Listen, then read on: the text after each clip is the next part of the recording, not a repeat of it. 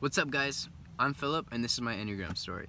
So basically, I started hearing about the Enneagram a little over a year ago, and a bunch of my friends were getting into it. And so I hear a bunch of people talking about, I'm a 2, I'm a 4, I'm a 7. Oh no, you're a 2, I'm a 2. Oh my god. And it was super annoying to me.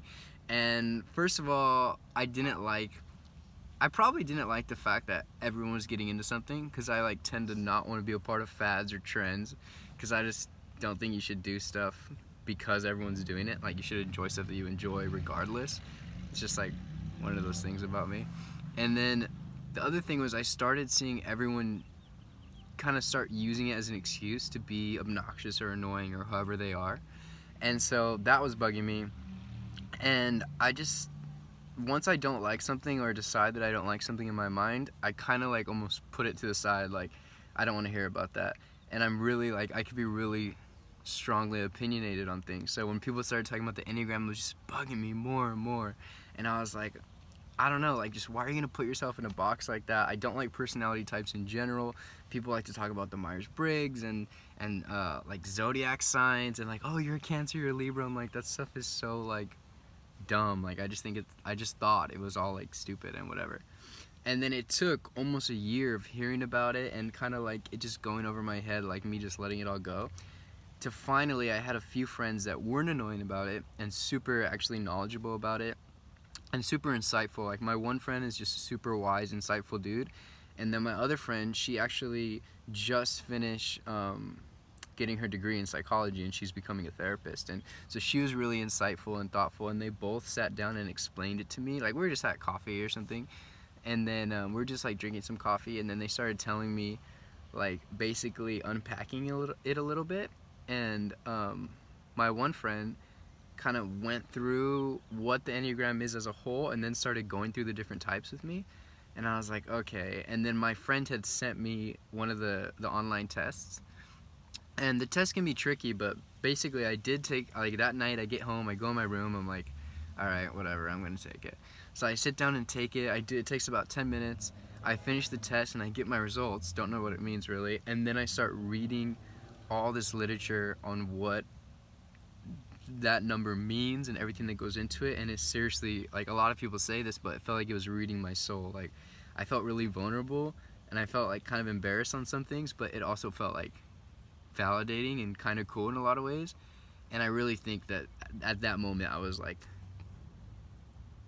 was got. I got at that moment. I was all right, this is dope. This thing is real. And I think if things are real, if things are genuine, if things work, let's explore them. Let's go into it. What's the point of denying it? If there's good in something, let's squeeze everything that's good out of it. So at first, when I got into the Enneagram, I was like, this is just a cool thing to start to describe yourself, know yourself. But then there's so much nuance in each personality type, and there's obviously, I think a lot of people are scared. I think when I look at my really motivations for not wanting to take it or not wanting to get into it, I think didn't want to be vulnerable. I didn't want to be typed. I didn't want everyone to be oh, you're that's what you are. But it's not like that. There's so much nuance. People are so varying. People are so different and so unique. And just because you have a personality type and you have inherent motivations, desires, fears, doesn't mean that that's who you are. That's your personality. That's the surface level. But you are a soul. We have so much depth and a deeper level to us that's unique, and it's only specific to each and every one of us. So don't be afraid of that if that's what your fear is or whatever. It doesn't put you in a box. It actually shows you the box you're in and helps you to get out of it. So it's really, really cool. And so at first I just started seeing it as a way to better myself, and shows you a bunch of your dark sides, which is not cool as somewhat. And a lot of people say that the type that we read into and dislike the most, or are most cringed out on, all of the fears and the negative sides and the dark sides of, is probably the type you are. So that happened to me when I was reading my type, and in a lot of ways just learning those things and starting to observe those things in myself and those patterns was so helpful.